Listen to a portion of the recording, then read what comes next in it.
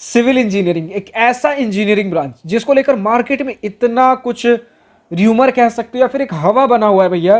कुछ लोग तो कहते हैं भैया गवर्नमेंट सेक्टर के अंदर जाओ तो बहुत जॉब्स वगैरह हैं, अगर आपको गवर्नमेंट सेक्टर में जाना है then civil engineering is the branch for you. But कहीं कुछ कहते हैं भैया कि हमारे पास जॉब्स ही नहीं है, जॉब मार्केट बहुत खराब है। तो एक्चुअल जॉब मार्केट कैसा है? सिविल अगर एज ए करिकुलम सिलेबस के हिसाब से बात कर लो, थोड़ा बहुत हमें आइडिया मिला है सिलेबस और करिकुलम के बारे में, ये कैसा है, सारी चीजें हम कहीं ना कहीं आज की इस वीडियो में civil engineering as a branch हम समझने की कोशिश करेंगे।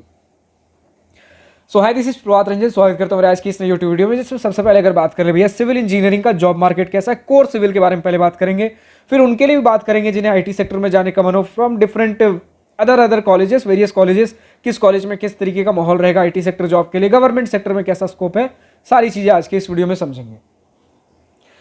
तो एक छोटा सा ग्लिम्स दे दूं कि इंफॉर्मेशन जो आपको मिल रहा है वो कहां से मिल रहा है, ठीक है, ताकि किस हिसाब से आपको इस इंफॉर्मेशन का लेने का मन है उस हिसाब से आप ले सकते हो।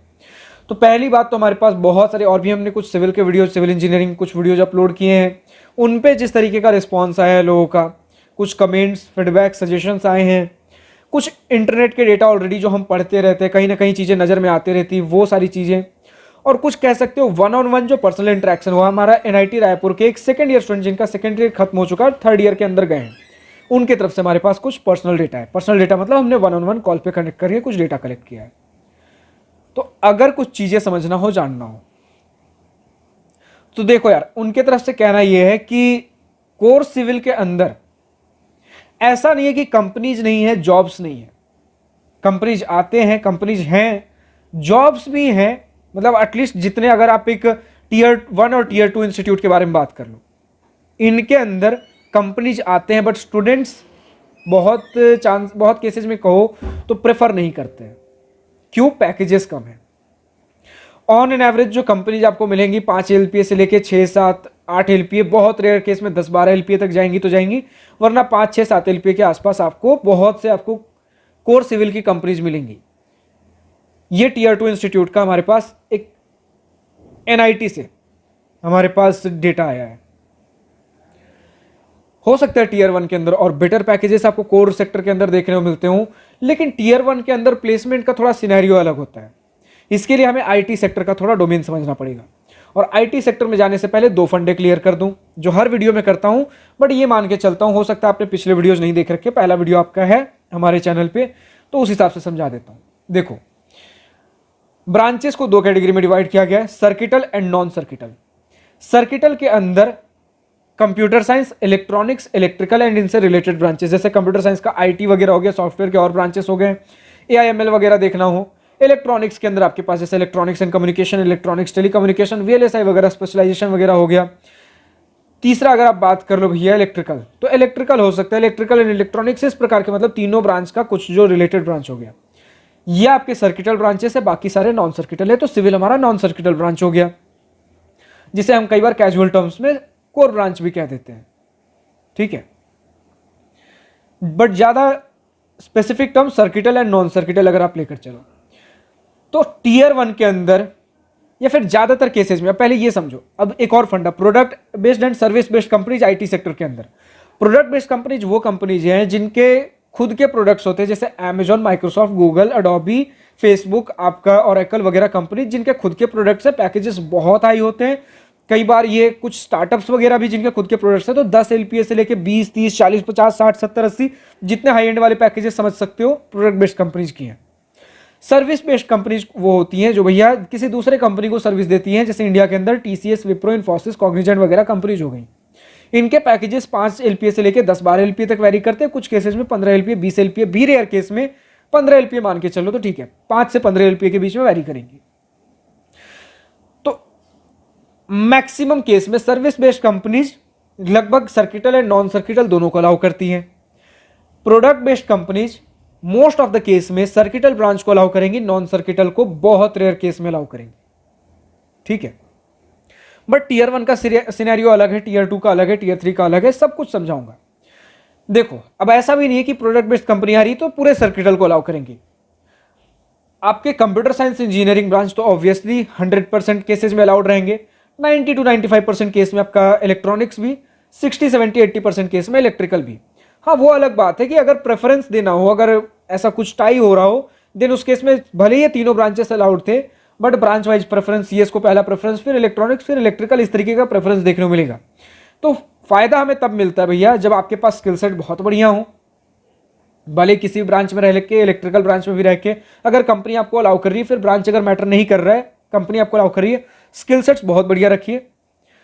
वरना फिर उस केस में आपका, अगर टाई वगैरह केस में अगर आप एज लेना चाहते हो, तब होता है जब आपका सीएस को तो कंपनी प्रेफर कर ही रही है, तो प्रेफरेंस के हिसाब से सीएस जल्दी प्लेस हो गया, स्टूडेंट्स भर चुके, क्वालिटी स्टूडेंट्स।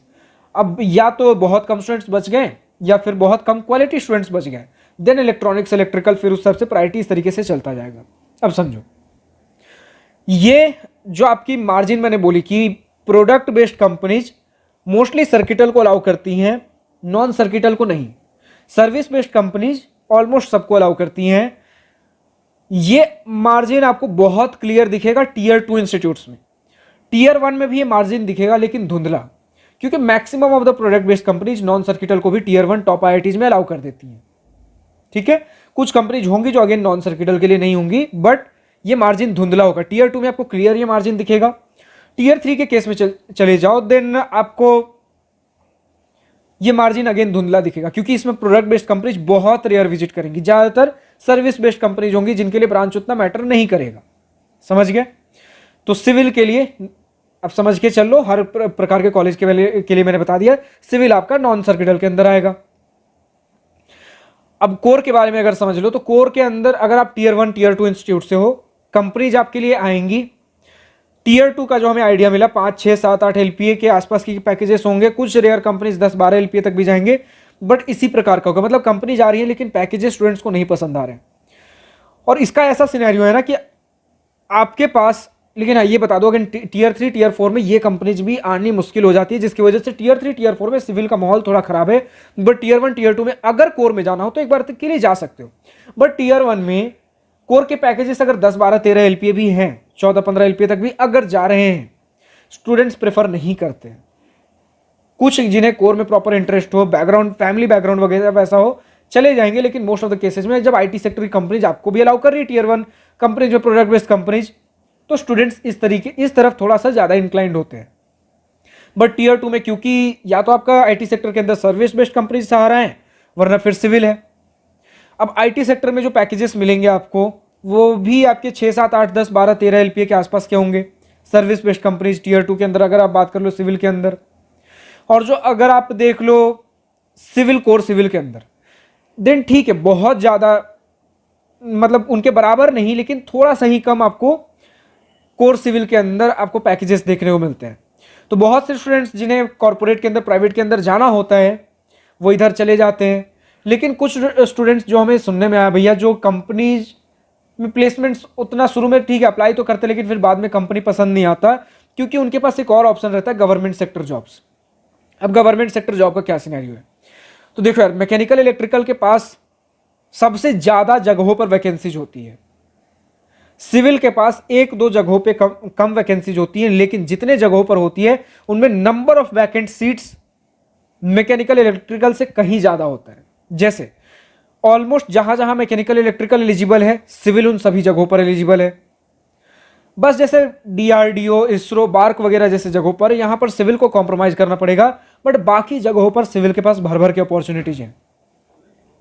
जैसे आपके पास इंजीनियरिंग सर्विसेज एग्जामिनेशन, जो कि आपके इंडियन इंजीनियरिंग सर्विसेज के लिए होता है, जो आपकी यूपीएससी कंडक्ट कराती है इस एग्जाम को, ईएससी को, एक इक्वली रेप्यूटेड जॉब होता है, जैसे आईएएस और आईपीएस का होता है। और एक इंजीनियर के लिए गवर्नमेंट सेक्टर के अंदर मोस्ट हाईली रेप्यूटेड जॉब इसे कह सकते हो। वो जॉब आपको देखने को मिलता है। कंपटीशन हालांकि बहुत ज्यादा होता है, बट जो मैकेनिकल इलेक्ट्रिकल के लिए, सिविल के लिए भी यहाँ देखने को मिलेगा। पीएसयूज आपके लिए भी होंगी। इसके बाद अगर आप बात कर लेते हो भैया, देन जो आपके एसएससी जेई हो गया, आपके स्टेट पीएससी हो गए, इसके अंदर जो आपके पास सेंट्रल एंड स्टेट लेवल के अगर आप बात कर लो, कुछ गवर्नमेंट इंफ्रास्ट्रक्चर कॉन्ट्रैक्ट्स निकलते हैं, यहाँ पर भर भर के आपके पास अपॉर्चुनिटीज देखने को मिलेंगी। मतलब यहाँ वैकेंसीज बहुत ज्यादा है, बट कंपटीशन भी बहुत ज्यादा है।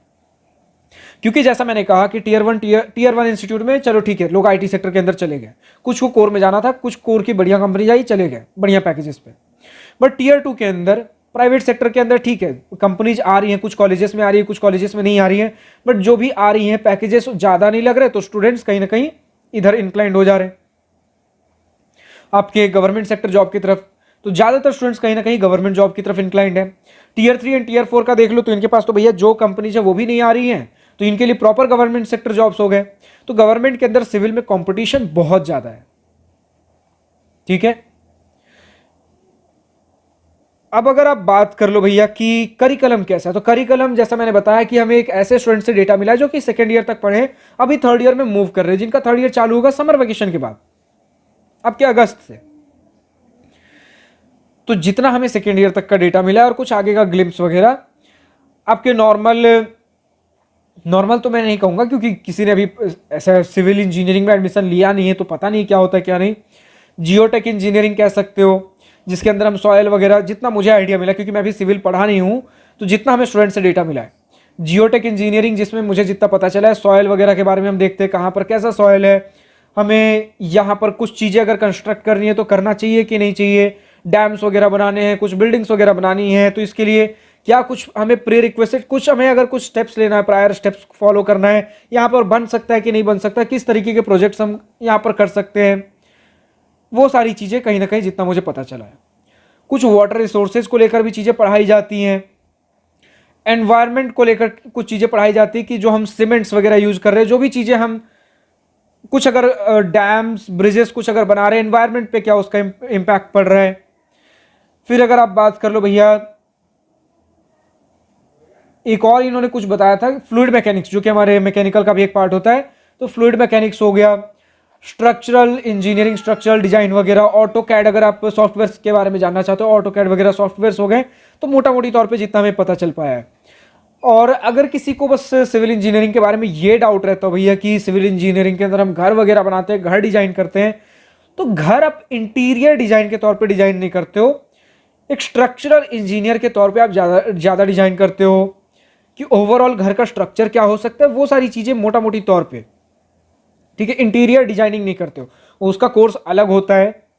बाकी मैं चाहता हूँ करिकुलम का तो मुझे जितना ऊपर से आइडिया मिला उतना मैं चीज़ें आप तक डिलीवर कर रहा हूँ, लेकिन मैं चाहता हूँ जो सिविल इंजीनियरिंग के स्टूडेंट खासकर जो फोर्थ ईयर में या तो हैं या फिर फोर्थ ईयर खत्म हो चुका है या फिर third year second year first year जो भी हैं, अगर आपको पूरे सिलेबस का आइडिया है तो कमेंट सेक्शन में खुलकर लिखें। और अगर आपको प्रॉपर डिटेल आइडिया देना हो, क्योंकि मुझसे काफ़ी ज़्यादा क्लोजली आप सिविल से रिलेटेड हो, तो आप ज़्यादा खुलकर और बेहतर डिटेल दे पाओगे सिविल इंजीनियरिंग के बारे में। और चीज़ें भैया कि गवर्नमेंट सेक्टर के अंदर एक्चुअली कितना कंपटीशन है और कौन कौन से जॉब्स हैं। एक स्टूडेंट अगर गवर्नमेंट देख ही रहा है तो apart from this main stream government jobs जिनके बारे में सबको पता है, और कौन कौन सी चीज़ें जो एक स्टूडेंट देख सकता है। इसके अलावा करिकुलम के अंदर और क्या चीज़ें हैं, डैम्स ब्रिजेस बड़े बड़े बिल्डिंग्स वगैरह को लेकर, इसके अलावा और क्या चीज़ें हमारे पास है एप्लीकेशन पार्ट पे अगर हम बात कर लें। फिर अगर हम बात कर ले भैया कि प्रैक्टिकल लाइफ में एक सिविल इंजीनियर का जॉब लाइफ कैसा होता है, मतलब एक टीयर 1 इंस्टीट्यूट, टीयर 2 टीयर 3 से अगर आप जॉब ले रहे हो, देन किस तरीके की कंपनीज को ज्वाइन करोगे। कुछ बड़ी कंपनीज के नाम आप बता सकते हो, जैसे L&T तो हमारे पास हमेशा रहता ही रहता है सबसे टॉप में। उसके बाद 2 से 3 साल के बाद लोग कहाँ होते हैं, 4 साल बाद, 5 साल बाद, 10 साल बाद, जो आपके पास जितना डेटा है सिविल इंजीनियरिंग के बारे में जो बताना चाहते हो आप खुलकर लिख सकते हो, कमेंट सेक्शन आप ही का है। मेरे कुछ बातों से सहमत हो नहीं सहमत हो, क्योंकि हमारे पास जितना स्टूडेंट से डेटा मिलता है वो मैं बोलता हूँ, क्योंकि प्रॉपरली मैं सिविल इंजीनियरिंग से रिलेटेड नहीं हूँ, तो हो सकता है उतना क्लोज डिटेल तक मैं ना जा पाया हूँ। तो अगर आपके पास कुछ डिटेल है खुलकर कमेंट सेक्शन में लिखिए। फिलहाल आज की इस वीडियो में इतना ही। अब आप कमेंट सेक्शन में लिख सकते हो और किस टॉपिक के ऊपर नेक्स्ट आपको वीडियो चाहिए। फिलहाल आज की इस वीडियो में इतना ही। अभी भी अगर इंजीनियरिंग कॉलेज एडमिशन सिलेक्शन में दिक्कत आ रही हो, डाउट हो, कंफ्यूजन हो, अगर आपको मुझसे गूगल मीट वीडियो कॉल पर 1-on-1 बैठकर अगर कुछ डिस्कस करना है, जानना है, पूछना है, समझना है, देन आप मुझसे दिवास्त्रा स्टूडेंट काउंसलिंग के थ्रू कनेक्ट कर सकते हो, जिसे मैं ही गाइड करता हूँ। मैं ही आपको, ये हमारे तरफ से आपका student counselling mentorship program run किया जाता है। लिंक नीचे डिस्क्रिप्शन में दिया गया है दिवास्त्रा स्टूडेंट काउंसलिंग का, लिंक पे क्लिक करिए, वेबसाइट पे जाइए, रजिस्टर करिए। फिलहाल आज की इस वीडियो में इतना ही। अगर वीडियो पसंद आया हो तो लाइक शेयर बिल्कुल खोल करिएगा, और अगर कुछ दिल की बातें, कुछ मन की बातें लिखकर बतानी या पूछनी हो तो कमेंट सेक्शन आप ही के लिए तो है। Thank you for watching this video. Goodbye, nice day, wish you all the best for future, enjoy journey.